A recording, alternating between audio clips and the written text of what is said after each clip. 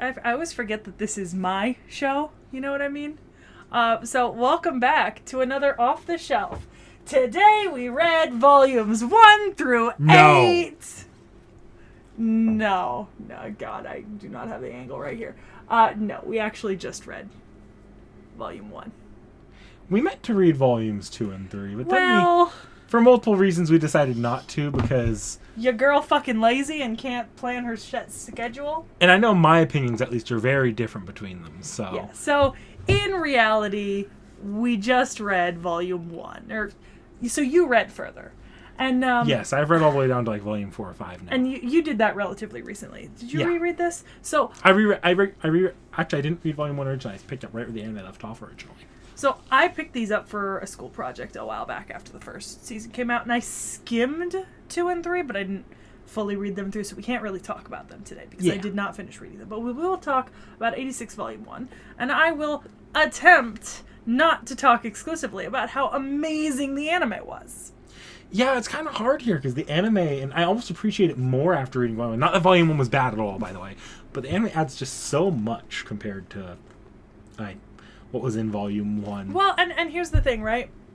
This is only our second time doing a light novel. This is not a manga. We've done, so second time if you only count both case files as one. Yeah. But I mean like second time doing a series that's light novels on the channel. So, I mean, we're not really getting visuals, right? And to be honest, so I have this thing about like light novels. There are certain things that happen in light novels and web novels, and it's generally acceptable when reading in the online format because I'm like, oh yeah, that's online talk. But like right here, when it literally just goes, yeah, for a whole line of A's. Right, like the whole page across is just A's repeating to go, yeah, you know. Grammar? English? No. Well, I kind of get it because I can think of, like, if I translate that into the katakana in my head and think about how that looks in Japanese, it looks a little bit different. It looks a little cleaner. Well, that's what I mean. Like, it obviously looks different. And so, like, another thing that the light novels have is they change fonts, like, in text. I know you can't see it. I'm not close enough to the screen, but the font changes in text when they're talking about different things. And so, like, in some ways, it's a little jarring to read, like, without images. Like, as a novel, I have some of the same commentary with the Solo Leveling novels because they were web novels originally. They're just not quite... they're not formatted the way that a book published in English would be, obviously. And they shouldn't be because they're not English books. They're obviously adapted from another language, another style. But sometimes translating web format to paper just doesn't I don't actually know if 86 was a web novel first or if it was light novel from the go.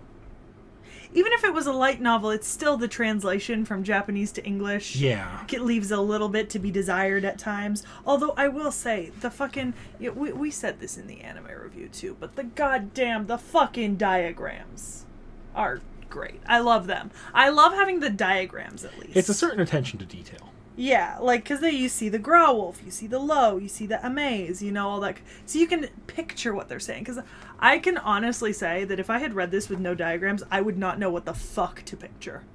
When it comes to if you'd read this mechs. blind without having actually seen the anime. Mm-hmm. I would be picturing, like... Gundams. Not even. Like, Growlf, I would just be picturing, like, a mechanical wolf with someone So inside. you'd be seeing it in Transformers. Basically, yeah. Yeah. But honestly, it's just fucking season 1 of the anime was a great adaptation of this. Yeah, I'm surprised how much they got out of that. It was a fairly quick read. Yeah, it's a short book. It's not one of the longer ones in the first 8. It is self-contained. Like, everything that needs to happen in this volume happens in this volume. 2 and 3 are together. That's why we would have done 1, 2, and 3 all at once, because like the case files, you know, paired for arcs. I think we've kind of decided that we're going to hold on to those until after we do it for the club, for the anime. Yeah, because we are going to watch season 2 with the club eventually, I'm sure. And, you know, I think it would be more fun, especially because you personally thought that, I mean, you had that whole video that season 2 was mid in comparison to season 1. And I have kind of been holding off on watching it because I was there when you filmed that video.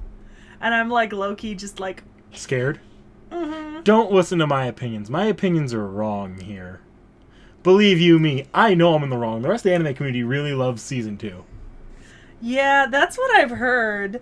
But also, I mean, I don't like mechs. So I don't like war, I don't like mechs, I don't like dystopia. Well, this one's interesting because this one has a lot of social commentary to it compared to the mech stuff. Yeah. The mech stuff is almost treated like... You kind of feel bad when the mech stuff's actually happening. Exactly. And I will say, the one thing the novel does, right, is actually... At times, looking at the difference in font and, like, density helps you tell between the characters who are talking. Because there are a lot of characters, let's clarify. Yeah. There are a lot of characters to know. And sometimes being able to differentiate between them in the middle of a conversation easily and visually is really to the book's advantage. It's been a couple weeks since I read this. Remember, when Lena's on a comm, isn't it that the bold text is... the comm. Yeah, and that really helps with this because you have that distinction between Lena and the more intense, like, actual people fighting for their lives. Yeah, because, like, there is so much emotion in 86. I talked about this in the anime, but holy fucking shit, is this, like, a heart-wrenching read. One thing that this does that the anime does not is this actually cuts off with, like, you don't hear from Shin and the other 86ers after they leave. Yeah. I think for a book that it's trying to stand more on its own here, I think that works really well. Funny thing, you actually cut into part of season 2 at the end of the book, at least where season 2 picks up for Lena. Yeah, because we get her back as a handler. Yeah. Again, and she was kind of grounded at the end of the anime. Like, you come back and it gives you, like, the entire, like, oh yeah, no, she was grounded, she's now known as the Bloody Lena. Yeah. Yeah, it's definitely interesting. I think, the difference in ending isn't necessarily... It's not better or worse, because the anime knew it was getting a season 2, or at least it was continuing onwards. This one, from what I understand, the original print was a one-off. Yeah, and while we read the light novel, there is a manga also being adapted. Oh, yeah. And it is coming out in English. The manga's a little behind the light novel. I think the light novel's coming out faster. I think volume 9's out at this point. I only have 1 through 8 because that's all that was out last December when I got them. But I do believe that the light novel for 9 is out and 10 is on the way, I think. It's pretty far out there. Yeah. And I mean, here's the thing. I read a lot of web novels. I read a lot of webtoons. I read a lot of online stuff like fan fiction. And one thing that I've always said is, like, despite, grammatical inconsistencies and errors or, like, aesthetic choices often in the way that, like, online authors do things, there have been hundreds of times when I have genuinely found, like, a piece of media that I read online that isn't traditionally published, like American or like English, like, publishing, that is just as good and better, honestly, than the great novels I've read and stuff like that. Like, I read so much that I get exposed to so much, and honestly, this is one of those cases where I would say that this is on par with some of my favorite one-off books I've ever read. Like, it is stunning. There are some choices made that Western audiences might find weird when reading it as a print book, just because, you may not be used to font changing in the middle of the page, or, like, that kya going all the way across. There's a fair amount of onomatopoeia, too. I've seen it here and there in Western books. Like, I think, especially as you skew a little younger, I think the Percy Jackson does it a little bit with the font change. No, they don't. Do they not? I have the books up there. They don't. Okay. No. Traditional publishers won't do that. I swear I've seen a few books do that. It'd have to be something really new, but the Percy Jacksons were not published like that, no. Sometimes there's bold or capital. capitals where words shouldn't be capitalized in normal English is a stylistic representation of postmodern literature, which is a specific genre into itself. Howl's Moving Castle is postmodern, and it puts capitalization and emphasis on words that you wouldn't normally do because it's trying to convey something through that specially. But this is not that. It's doing effectively the same thing, just in a different way here, though. No, because that's usually meant to convey like some sort of metaphysical meaning or like a deeper philosophical concept or the concept of something larger happening, when here the font change is specifically to delineate between two sets of characters and to make it easier to read.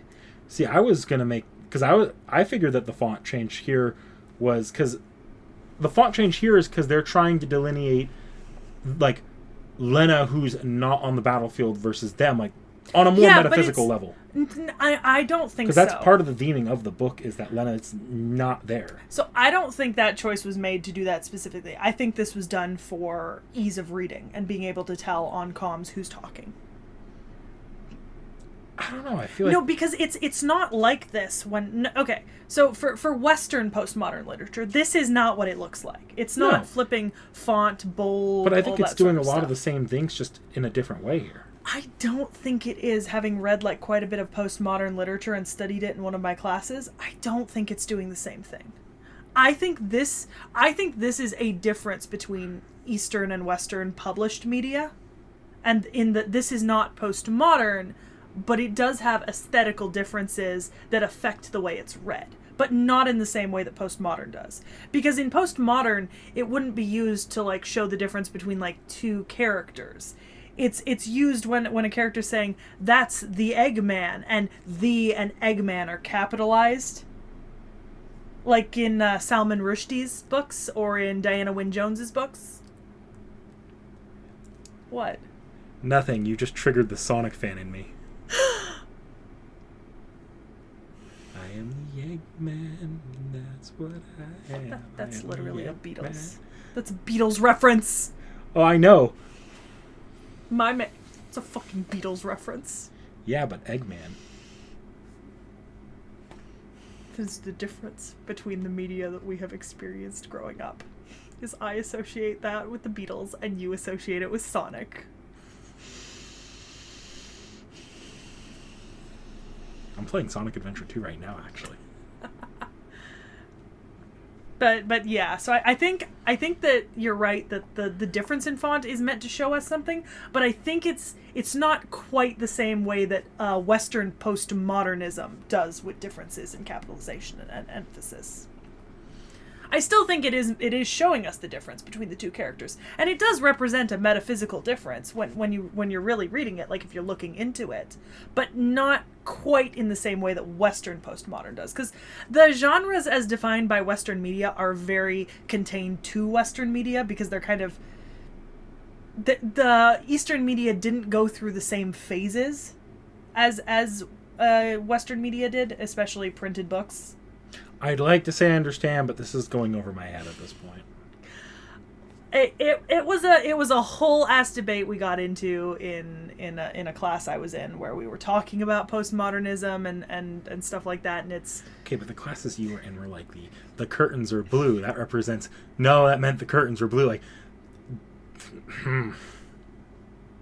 Very much so, but I need to get you to read some Salman Rushdie. I think you'd like it. It's a little bit like a more adult version of Diana Wynne Jones's Howl's Moving Castle, with the whimsy but actually conveying a message, and the style with the yeah. Anyways, I do like it.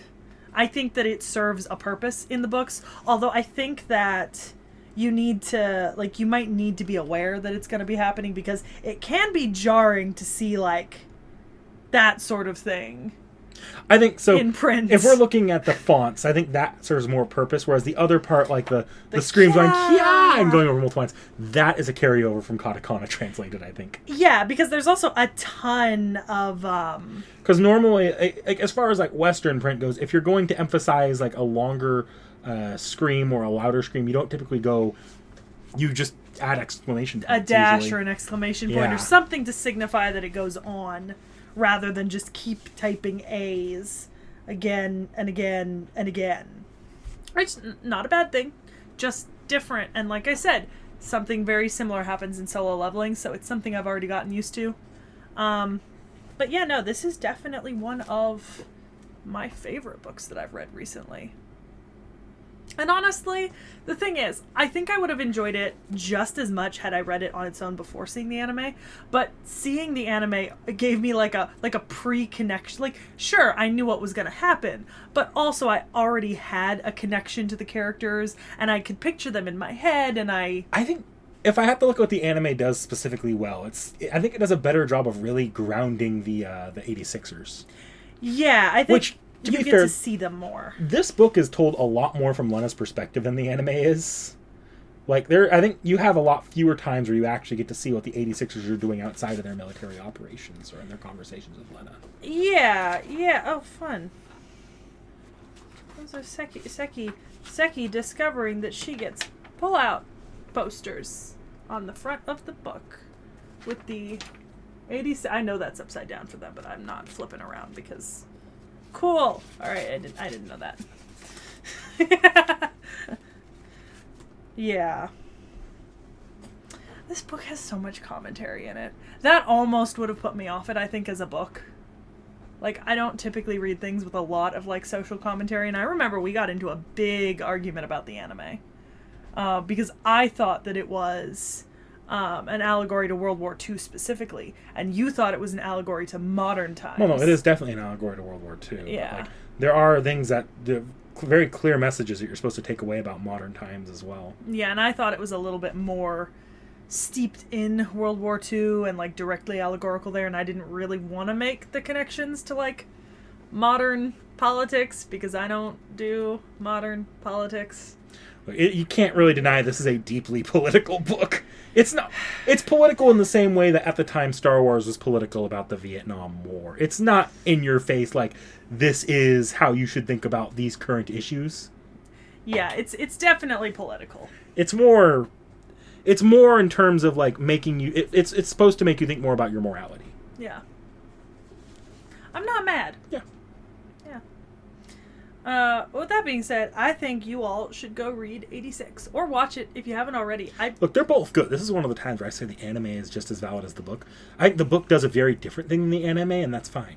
I sing the praises of the anime so much that we had Bakuj on for a fucking episode recently. You might have seen it. It was Assassin's Pride. And I think I mentioned 86 and he literally yelled at me for the fact that every time we talk about good anime, I bring it up. The first season's, honestly, I could recommend that to a non-anime fan. In fact, I think that'd probably be its best audience. Oh, yeah. Yeah, no, I think it would go over really well. Like, I've been recommending this to a certain, very politically minded friend of ours for a while. They would love it! Yeah. They have a channel with you, by the way. Let's plug that for a second. Yeah, they work on my other channel with me. We don't have that linked to our main channel. We don't. It's our Big Fat Pop Culture podcast. It's not very popular, although I will say we did have we had the accidental hit gold of so we did an episode on Aragon, right? Like 3 months ago. And it got like 2 views. Now it has like 60 views because the announcement for the new series came out. We didn't know it was going to happen, but we had this whole ass rant video about all the things that went wrong with Aragon and the things that went right. Anyways, we talk a lot about like actual like Western books and movies and pop culture over there. We're doing like a whole series on Marvel. We did a Lord of the Rings thing. I'll link it below. I'll start adding it to the bio links. Yeah. So just add it to our associated channels. Yep. Don't know how to do that. I'll show you how later. Okay. So we'll see you next time with a different book. I don't know what's next, so see you then. Bye.